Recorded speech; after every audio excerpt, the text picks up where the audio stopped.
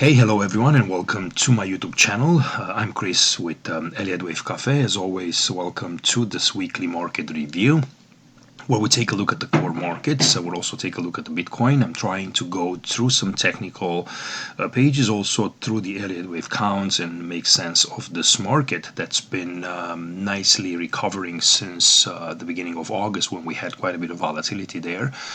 With the drop on August 5th, and since then we had a pretty good comeback, and I'll show you the monthly charts. Everything looks pretty straightforward. I mean, we remain in an uptrend. We kind of discussed this in previous weekly reviews as well. My bullish exposure continues to be close to 100%. We have been increasing this past week, actually for the past couple of weeks, at a steady pace. But I try to follow the charts. I try to follow, the Elliott wave counts, and also the trends in the market. So this is the quarterly chart in here. You can see we have a series of ones and twos, and this market tells us, I mean, this count here, you might not agree with it, but it tells us that we will continue to climb higher into this larger wave 3 red. On the next slide, I'm showing you the 1 week count on the S&P, where we're looking to see if we can participate in this wave 3 labeled here in yellow. And this right here should be the first sequence of this larger wave 3. It's very close to be making new all-time highs here in the S&P 500, and rarely you will see markets that will top based on this formation in here. I think these 3 candles on the weeklies are telling you that the 10% correction is kind of what the market needed to reduce a bunch of the bullishness that was built since the beginning of the year. And with that big flush in VIX towards 60, that was the signal that the market did what it needed to do to shake out a bunch of participants, and now it's ready to begin its next leg higher. So I don't think this has the look of a top. If anything, it suggests that it is just beginning, and it should continue to move towards 6,000 and above in the months ahead. The 1-day chart in here shows the same wave count with a few smaller labels with the WXY correction in this wave 2. Then you have another 1, 2, 3, and we've been talking about this 4th wave. I put this question on Twitter as well a couple of times about what do you guys think that this is, and then now we're finally getting more of a confirmation that actually it is a 4th wave and not an ABC, and some type of an X wave that would send us back lower. So we had a pretty good strong close this Friday as well, the last day of the trading month, and a lot of volume. I'll show you that in the few slides here, and that tells me that at least to the beginning of September, the market is probably poised to try to test those highs, and then eventually, after we finish up this 5th wave, you could probably start to get an ABC back, maybe in the second half of September, and then after that corrects, then maybe into the October and November elections, we can turn back and start to rally much stronger in the larger 3rd wave as part of this wave yellow.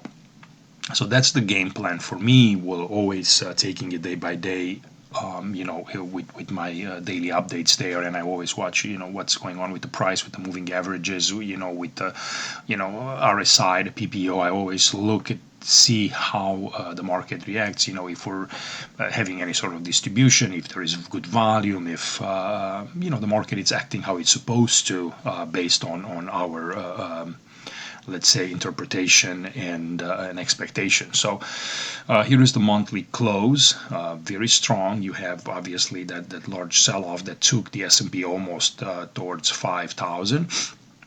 And we're here we are closing on a very, very bullish hammer. I don't think this has the look of a hanging man. That would have to be after a much stronger uptrend, and it has a bit of a different look. The highs have to be above the previous month's highs, and it just doesn't look like that's what it is. We'll see, but my expectation is that this will continue to push back higher.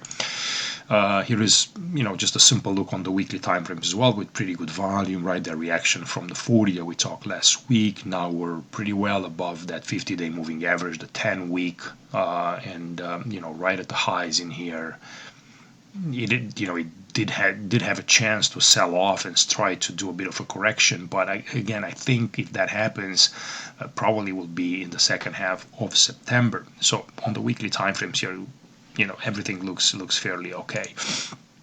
Here is a look on the daily. So this is kind of what happened on Friday, and you can see the volume in here that came in, and most of it I think it was towards the end of the day, which is kind of what you want to see. This previous day kind of concerned me slightly because you saw the attempt to break above that 56.50, and then it got rejected. It pushed lower. I was talking to the members about that. Let's watch this, because if we're going to drop below the low of that candle, the chances are that we're going to come back, and maybe that fourth wave gets a bit bigger.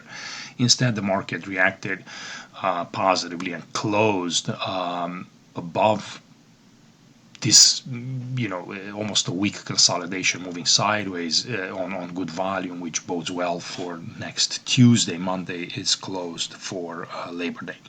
So really strong close on Friday. Okay, moving on to the Nasdaq Composite. The counts are very similar to the ones in the S&P. It is a little bit underperforming the tech sector. You can see a lot more strength in industrials and financials, maybe even healthcare. So not necessarily in tech, and it doesn't have to be. That shows more of a healthy market. But it does not diminish in any way the fact that Nasdaq Composite can probably follow along with the S&P and just try to break above 19,000 and move higher. I think maybe the market is waiting for Apple's unveiling of their new phones. There is all kind of catalyst that can trigger this. I mean, I know we have obviously a job report coming up next week, so things can shift at any time, but this discount I think looks pretty healthy in my view, and I'm looking to pound more on the Nasdaq once I get a bit more confirmation from the smaller time frames. Let's see how we react here with the fifth wave, 1, 2, 3, 4, and 5, and maybe I will get back on an ABC back to the fourth wave low, but it's a matter of how you want to kind of act on this, right? You could, from a trading perspective, one could start small and just, try to see if you can catch a fifth wave higher. And then, if the market doesn't pull back and continues to go, that suggests that, maybe that's a second wave and or some kind of a 1, 2, 1, 2, and he really wants to go, right? It doesn't mean that, we're going to get necessarily an ABC. So those are the things that, as a trader, you got to judge and feel, if that's the right word, as the market moves, and in combination with the rest of the markets, to see if you want to increase exposure or you just want to wait for more of a correction. But that's kind of the game here on the Nasdaq Composite. Here it is on the weekly basis, right? A bit weaker, but I do like the volume that came in. Again, back above that sort of a flat 50-day. So we need to see a little bit more of this trend developing. Dow Jones, on the other hand, right, where you have a lot more value, a lot more financials, it's a bit more, weighted, and it's got a bunch of industrials in here as well, so not as much tech. But look at this guy continuing to rock, and this is 1, 2, 3. This is the fourth week with closes every single week at the highs of that week, right? So that's extremely bullish behavior and suggests continuation, right? I don't think you're topping on this. So I like the Dow. It's a pretty clean market. Yeah, it could be a pain at times, but I think still it's an index that's we're supposed to watch. Here is the count on that. I showed it last week as well. So we're looking for the beginning of a larger third of a third in here in this kind of blue wave, and see if we can crack back above that channel and move towards 44, 45k Dow into next year. Here is how IWM looks, which I have exposure to, and I think it's a market that's been lagging for a long time here. I mean, it's got a huge base. It's finally cracking above that 210. We had several attempts to buy this and got shaken out. Buy it again. I'm long again on it, and that's the tricky part about playing breakouts and seeing when. You get confirmations that you're moving, right? You want to get involved, and even if you start small, then you got to pare back if the market does not respond, and then it tries again. So it can shake you out of your time, but you got to have that resilience to if you believe and the market continues to show that it's got what it takes to kind of get back in it. So I'm long again above 210. I talked to my members about it, so I'm just waiting to see to even increase exposure if we're going to take the highs of the previous weeks here and move towards to 30 and create a much higher breakout. Here is the count on that Russell.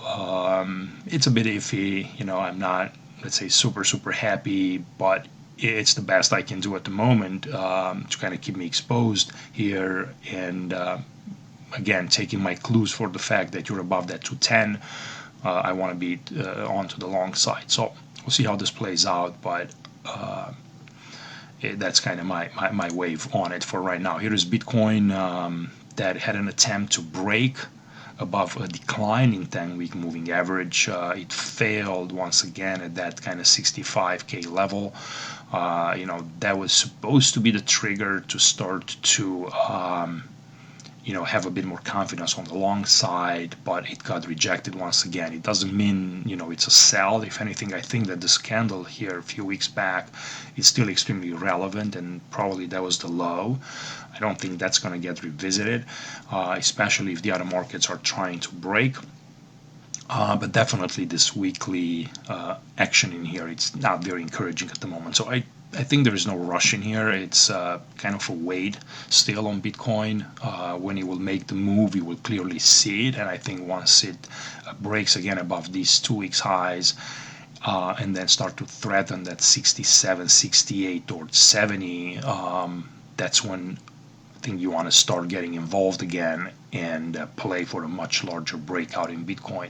So still taking its time, basically digesting all these super gains from September 2023 roughly, all the way up here until the spring of earlier this year. So healthy correction, multiple weeks, which is what you want to see, and this continues to suggest that probably the path of least resistance is to the upside in Bitcoin. And here is my larger wave count on the 2 week: 1 2 1 2 1 2 3 4 for now. Definitely important to break that 70k. Here is a 38.2 retracement of this wave 3 into this wave 4, and the idea is to try to play a move all the way up here towards 200,000 in Bitcoin eventually over the next several years, where we're either doing a larger wave 5, or if that's a third, doesn't really matter at the moment, right? We can change the labels later, but the thing is, this is corrective, this looks corrective, and the idea is to play for the breakout. Here is Bitcoin on a smaller time frame. This was the initial break in here, and then it failed. So it kind of got us out of the positions that we tried getting on above the breakout of the 62k. So we have to reset that expectation now and see if this is actually a flat. Then again, I will look to see if we're breaking back above it again. Then I will initiate longs one more time. Until then, I still want to wait and see if this is correct or not, right? It could very well be just another ABC in here, and you could crash lower, and this wave count changes, or it becomes even more complex. So there's really not much to do, right? The moving averages are kind of flat. The market is just continuing to digest. So the idea is not to stay involved in a position that, like I told my members the other day, that you thought it was going to work and then it failed to do so and still remain, with the high conviction. Well, the market clearly told you that it's not ready to go, because if it were ready to go, then the 62.7, it would have never gotten taken back down, right? For the price to kind of move back below it, it should have been in a 1-2 and then a move higher in here, and then maybe a small retest and then a continuation of the breakout. So for right now, no gain, no foul, just kind of wait on Bitcoin. But I do think, if you look at the previous slide, right, that the path of resistance is higher, and eventually we will break above these lines and continue to push. Another chart, and I'm going to close off with this, is the chart of the US dollar, which it's fighting a massive level here at about 100, 105, 100.5, and this will be basically, if this one breaks down and it starts to move, I think then you will see gold continue to explode higher, probably even Bitcoin starting to move a lot of the risk assets as well. But right now there is a little bit of a fear that this level probably holds, and you could see maybe a strong dollar going into the next month, and maybe having it go back to 104. So the dollar really has been out of the picture for more than a year right now, since it's just been consolidating, right? It's not like we're in a big uptrend or anything like that, but it's still something that I like to watch, just kind of have it on my radar to give me a clue if I should press on my longs or my exposure, or if I should just kind of pull back. So a little bit of a caution from the dollar, but nothing too major there. So anyway, thanks everybody for watching. I hope you like this video, and check out our services out there on Substack. Happy to have you, and I'll see you next week. Thanks for watching. Bye bye.